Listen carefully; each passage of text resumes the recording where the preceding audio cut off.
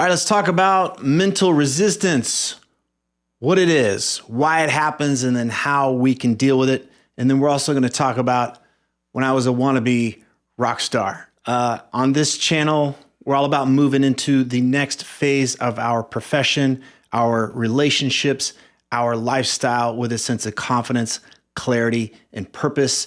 If you don't know who I am, I'm Tripp Lanier. I'm a professional coach. I've been the host of the New Man podcast, which has had millions of downloads.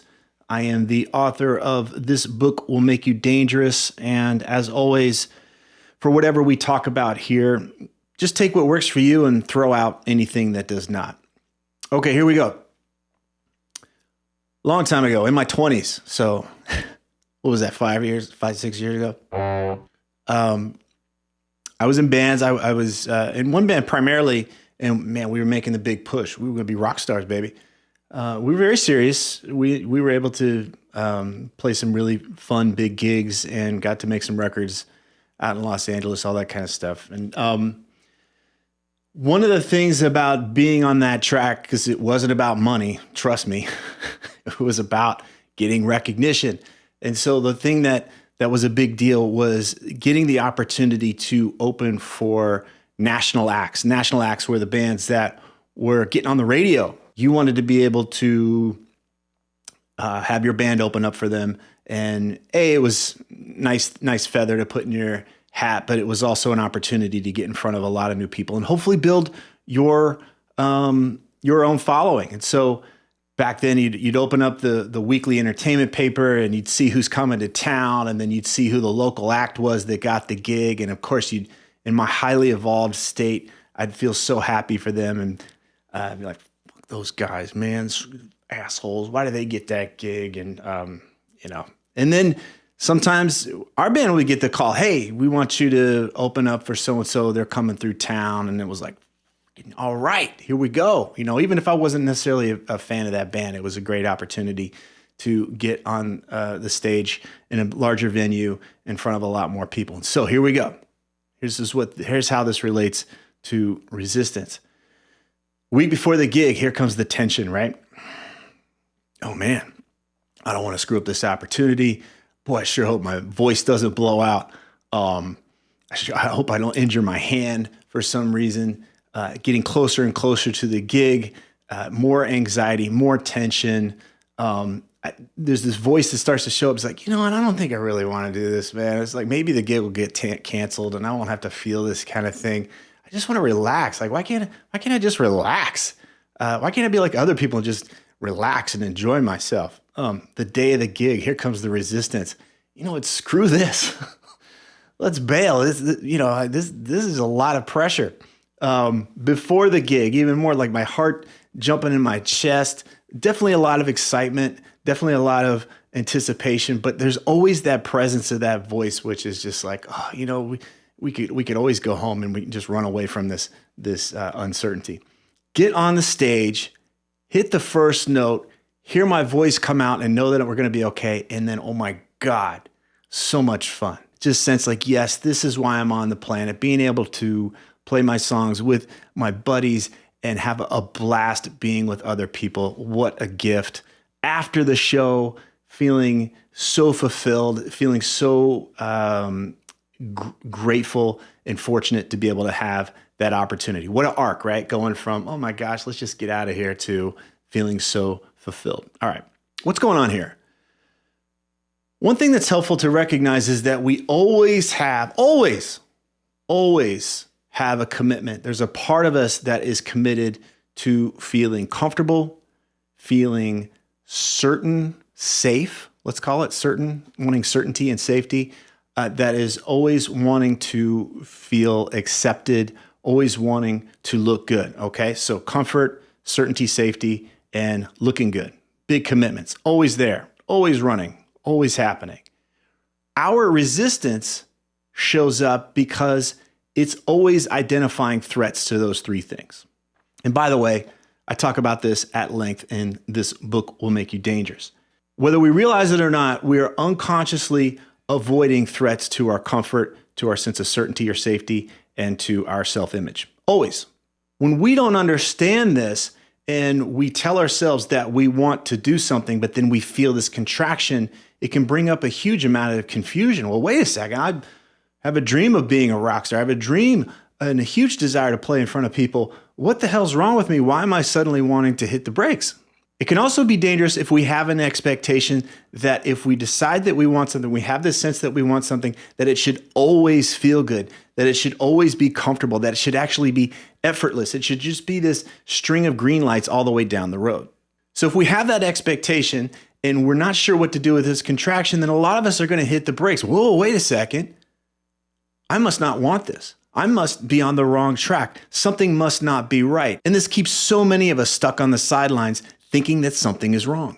And as long as we're thinking something is wrong, we're waiting for the perfect plan. We're waiting for confidence. We're waiting for this magical feeling of being ready before we'll lean into that thing that's uncomfortable. There's a big cost to this. There's a big cost to live in this way, is that we end up with one foot on the gas, one foot on the brake. We send out a mixed signal to the world, and that means we miss opportunities.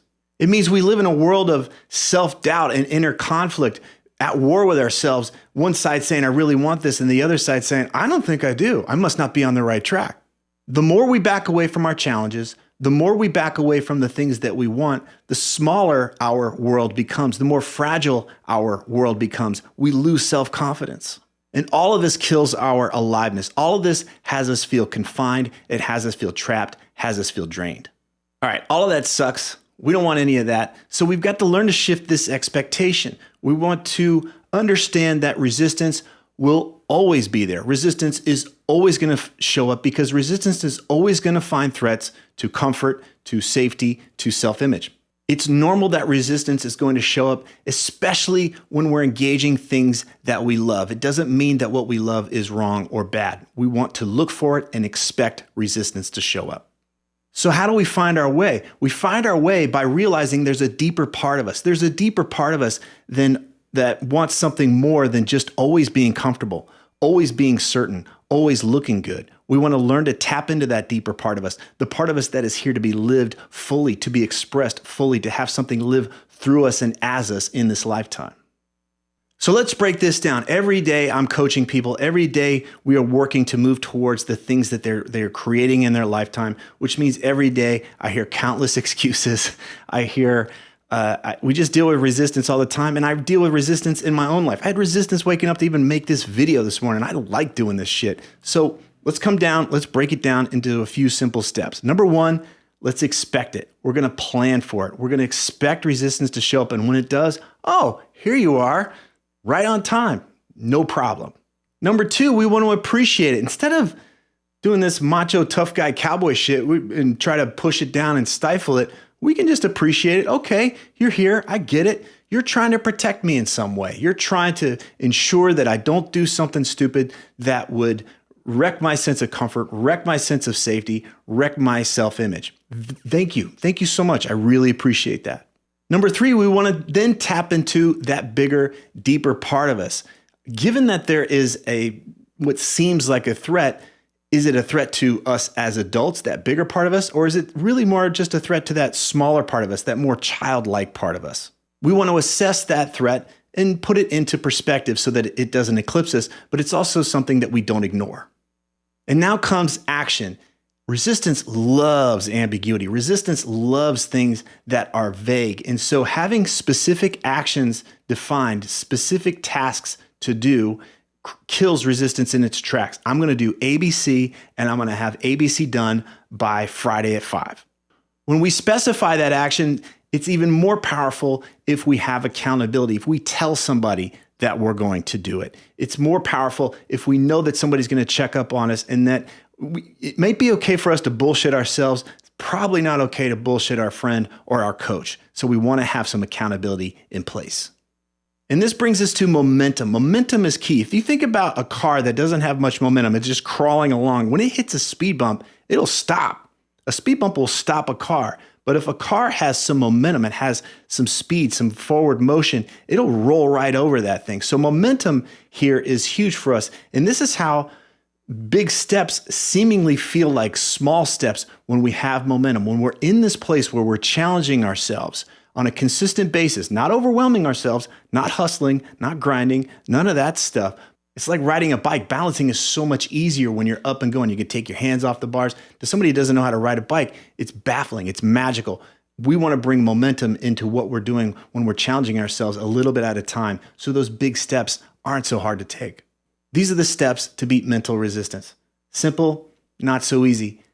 That's why we work with other people. That's why I work with coaches, why I work with a trainer. That's why people hire me. If we want to implement XYZ in our life, we have to expect that resistance is going to show up. We have to expect that we're going to want to bullshit ourselves. So let's work these steps so that we can live more fully. We can build confidence. We can feel alive. We can feel like we're living the life that we've been given. If you'd like to learn more about This Book Will Make You Dangerous, if you'd like to take advantage of the free resources I've created to help you move into the next phase of your profession, your relationships, or your lifestyle, if you'd like to learn how coaching can help you move from information like this into actual transformation, visit tripplanier.com. Here's to you, me, all of us living with greater freedom, aliveness, love, and peace. Thank you so much for watching.